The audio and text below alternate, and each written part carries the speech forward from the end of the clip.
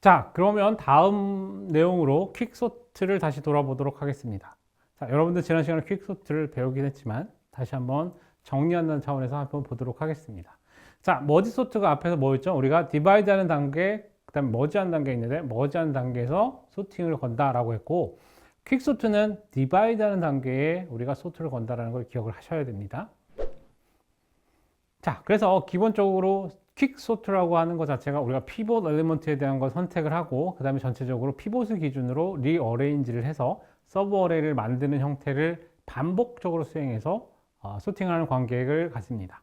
자, 이럴 때 우리가 피봇 가지고 리어레인지를 하는 거기 때문에 우리가 나누는 단계에서 일종의 소팅 역할을 하는 걸 이미 한다라고 이야기를 하고 있습니다. 자, 그런 이유 때문에 우리가 좀 더 다르게 한번 볼게요. 지난번에는 우리가 맨 앞에 있는 값을 우리가 피봇을 선택했다라고 말씀드렸고, 월스 케이스 경우에 이 소팅되어 있는 경우에 별로 좋지 않을 수 있으니까 그냥 중간 값을 선택하거나 랜덤 값을 선택하는 경우도 있다라고 말씀을 드렸어요. 우리가 중간 값을 선택한다라도 만약에 아주 심플하게는 맨 뒤에 값과 이렇게 수합을 해서 피봇 값을 바꿀 수도 있고요. 또는 맨 앞에 거와 수합을 해서 알고리즘을 그대로 가져갈 수도 있고, 아니면 그냥 우리가 특정 값을 인덱싱 해놓고 그 값을 피해서 나머지 값들하고 비교하는 과정을 하셔도 상관없습니다. 어쨌든 그래봐야 오퍼레이션 하나 추가되는 거기 때문에 전체적인 영역에선 작은 값이다 라고 보실 수 있는 거고요. 자, 그래서 어쨌든 우리가 피봇 엘리먼트를 먼저 셀렉트 하는 게 가장 첫 번째 포인트라고 보시면 됩니다. 자, 두 번째 포인트는 이제 리어레인지를 하게 되는데, 이 리어레인지라고 하는 것 자체는 결과적으로 내가 나를 기준으로 나보다 작은 거, 나를 기준으로 나보다 큰 거, 이렇게 두 개로 나눌 수 있는 구조를 가져가는 게 이 리어레인지라고 할 수 있습니다. 그러면 그냥 우리가 쉽게 생각했을 때는 리어레인지 할 때 나보다 큰 거 작은 건 우리 눈으로 쉽게 판단할 수 있지만, 자, 그 컴퓨터 구조에서 컴퓨터가 해야 되는 과정에서는 이거를 반복적으로 뭔가 수행할 수 있는 형태를 만드는 게 굉장히 중요하다라고 했기 때문에, 자, 피봇을 기준으로 나누는 과정을 한 번 더 만들어 보도록 하겠습니다.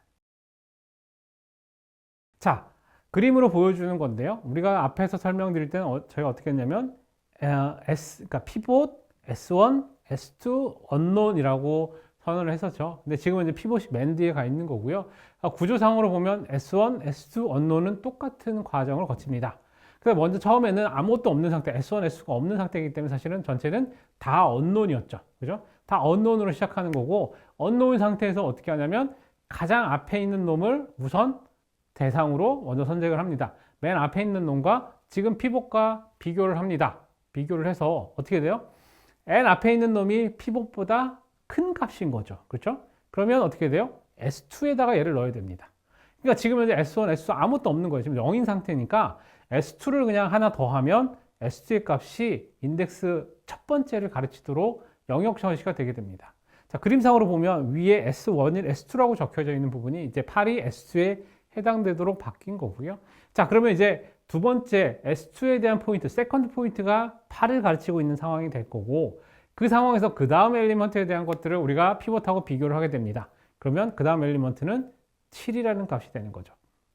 이 7이라는 값하고 두 번째 처음에 있는 피봇하고 두 개를 비교하게 되면 여전히 얘가 어떻게 됩니까? 피봇보다 큰 숫자가 되는 거죠. 그래서 피봇 그 큰 숫자에 대해서 이걸 S2에다가 넣기 때문에 세컨드 포인트가 시작은 8로 시작했지만 7까지의 영역으로 확대되어 있는 구조로 바뀌게 됩니다. 즉 S2는 지금 8과 7 두 개의 엘리먼트를 갖는 형태의 우리가 S2를 정의해야 된다고 볼 수 있습니다. 그러면 그 다음에 이제 세 번째 엘리먼트를 이제 피벗하고 비교를 하게 되는 거고요. 여전히 6도 2보다 큰 값이기 때문에 S2가 8, 7, 6 해서 3개 값으로 확장되는 구조를 가집니다. 자, 그런데 만약에 로우 엘리먼트를 찾은다. 자, 내가 지금 갖고 있는 피벗보다 더 작은 값을 찾았어요. 여기서는 1이라는 값이죠. 네 번째 비교가 1하고 비교를 하는데 1이 2보다 작은 값이 되니까 어떻게 합니까? 지금 이 데이터하고 맨 앞에 있는 데이터하고 둘이 수합을 합니다.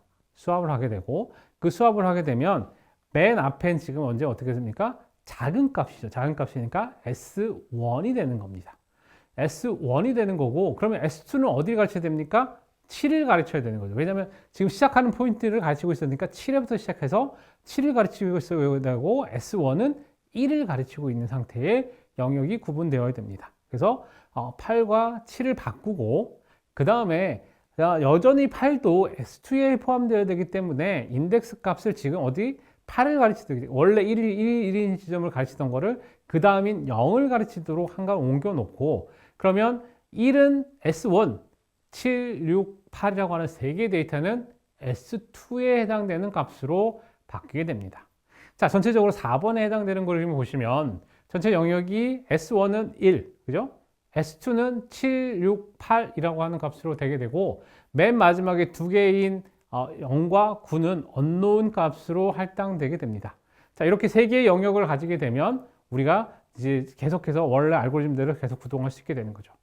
그 다음 값은 0하고 2를 비교하는 과정이 되는 거고요. 0은 2보다 작기 때문에 이 작은 값을 어떻게 됩니까? 앞으로 보내는 과정을 해야 되는 거죠. 그래서 앞에 있는 값, 즉 지금 S2의 맨 앞에 있는 값하고 0하고 2를 스와핑을 합니다. 그래서 S1에는 0, 1, 0이라는 값이 들어가고 S2의 시작 포인트는 6부터 시작하는 걸로 바뀌면서 지금 현재 맨 뒤에 있던 어떻게 7이라는 자리가 원래 S2에 들어가는 거잖아요. 그래서 7이라는 값이 인덱스 하나 늘려서 원래 이제 언노운 값 하나 줄이고 그래서 S2가 7까지 들어간 형상으로 만들게 되고 맨 마지막에 9와 2를 비교해서 2에 대한 포지션까지 결정되는 형태로 만들어진다고 할 수 있습니다.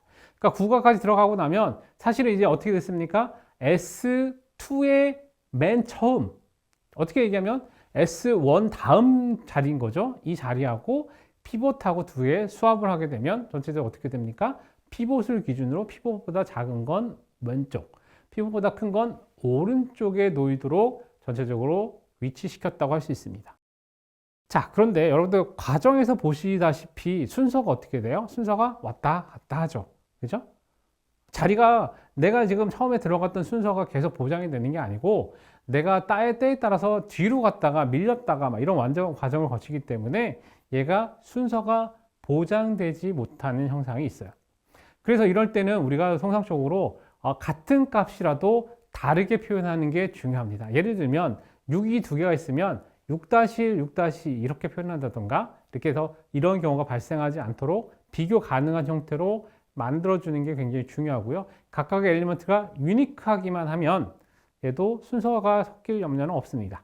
그렇지만 그것도 어쨌든 추가적으로 우리가 해야 되는 부분이기 때문에 알고리즘 자체가 스테이블하다라고는 얘기할 수 없습니다. 자, 세 번째 단계에서는 이제 전체적으로 서브 어레이를 디바이드 해가지고 서브 어레이까지 해야 되는 건데 앞에는 전체에 대해서 한 번 수행했을 때 피봇 값을 구하는 걸 설명을 드렸고 자, 이런 방법을 어떻게 반복적으로 수행을 해야 됩니다. 그러면 내가 영역을 정해놓고 이 영역 안에서 피봇 값하고 비교하는 작업을 계속 반복을 해야 되겠죠. 그죠? 자, 그럼 우리가 아까 피봇 값 어떻게 선택한다고 그랬죠? 맨 뒤에 있는 값을 지금 현재 피봇 선택한다고 했습니다. 자, 그러면 2를 기준으로 2보다 작은 0, 1이 있고 2보다 큰 8, 7, 9, 6이 있으면 2보다 큰 8, 7, 9, 6에 대해서 다시 피보팅을 한다라고 해보면 맨 마지막에 해당되는 6이라는 값을 다시 피봇으로 잡고 다시 소팅을 하게 되면 피봇 값이 맨 앞에 위치하게 됩니다. 그러면 6이라는 값이 맨 앞이니까 나머지 6을 기준으로 해서 앞쪽과 그러니까 왼쪽과 오른쪽인데 왼쪽은 없는 거죠. 그러니까 왼쪽 없는 상태 6이 그대로 있고 오른쪽에 있는 것만 다시 피보팅을 합니다.